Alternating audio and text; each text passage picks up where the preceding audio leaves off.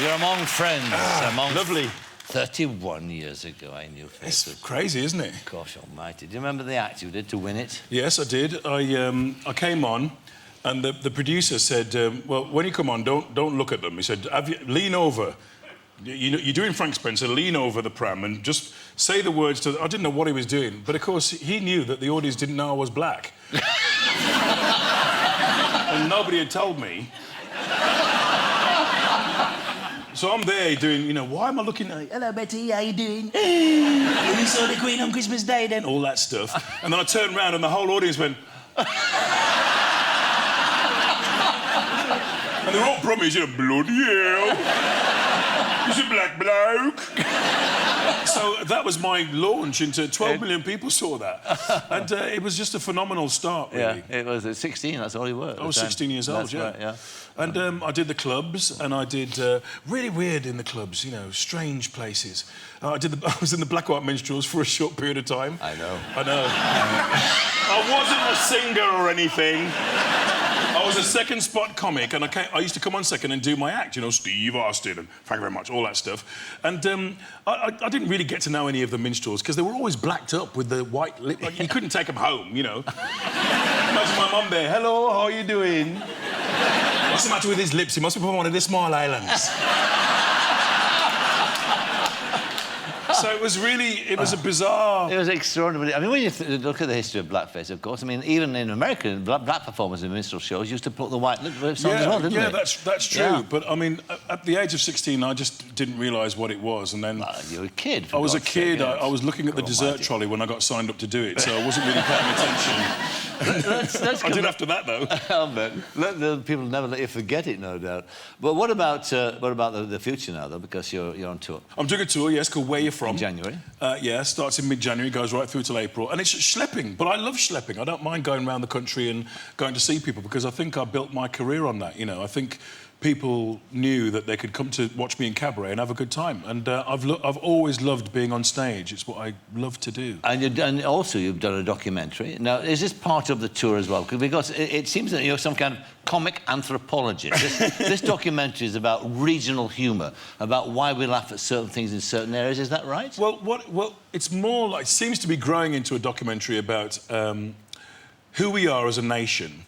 And how we use our sense of humour, you know, we're not analysing comedy, but we are going into people's workplaces and seeing where humour comes in and why, and we are going into family situations and into the community and things like that. And I've had an amazing time. It's basically me being put into scenarios and making an arse of myself. And what kind of scenario did you make your biggest... I've been a traffic warden in Glasgow.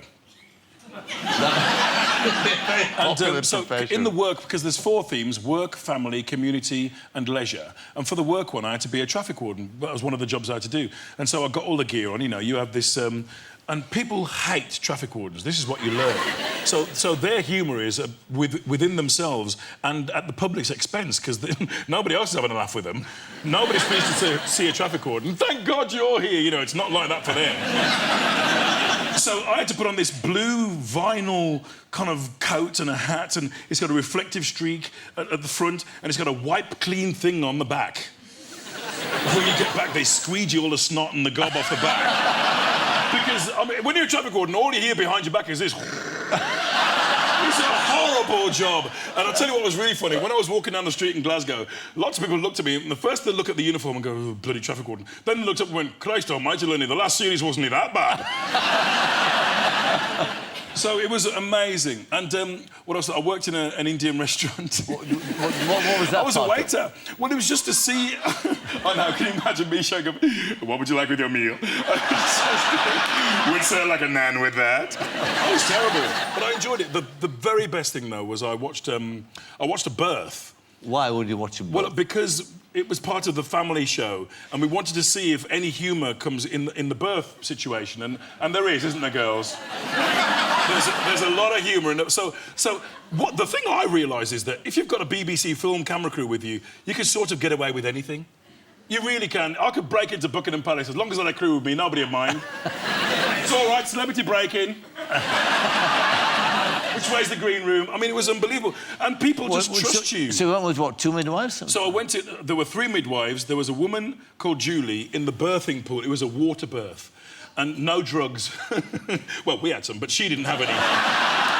And she was in this pool, and her husband, Matthew, was behind her saying, "You're all right." And she was a little woman, this woman, you know, she was so kind of timid, but being very strong.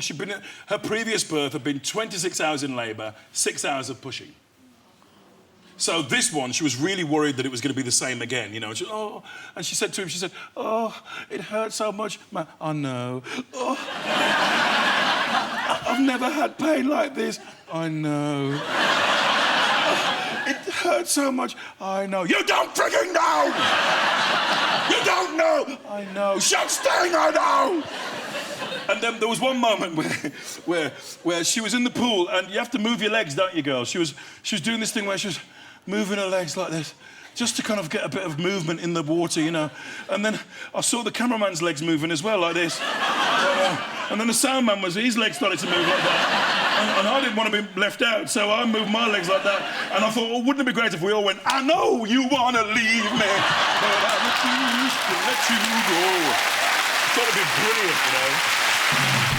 What I was going to ask you is what about the actually doing now, the tour they're going to make in January? I mean, what's that going to be about? I mean, what's the theme? Is there a theme to that at all? Well, I think it sort of intertwines with the documentary show. I'm using 4 themes in the show: work, family, leisure, and community, because it seems to go hand in hand with the documentary series. So I'm working like that. The tour's called Where You're From, and because that's what comedians always say when they're "Where you from, love?" They always go out and "How are you, love? Where you from, pal? What do you do for a living?" "IT, no girlfriend then." So it's horrible, isn't it? So it's basically that, and we're writing the show as we make the documentary, and it's been good fun so far. And I had a tryout today, and it was good fun. Right. So More fun than panto. You ever done panto? No, because it's really weird. If you're a black guy, they can't fit you into panto. Well, you can't. You're either the genie, and then that's it. That's all the ideas they had. For black people in pantomime, you know, unless it's like, "Hey, Buttons, your brother's come out of jail and here he is." I don't want to do that. You've never felt the need to I've done 4. You've done 4? I was the genie of the lamp in Bournemouth. Were you? It was legendary. Was it? People still talk about it? People still talk about it in hushed tones. I'm doing panto this year. Are you doing panto? Yes. What's that going to be like? Awful.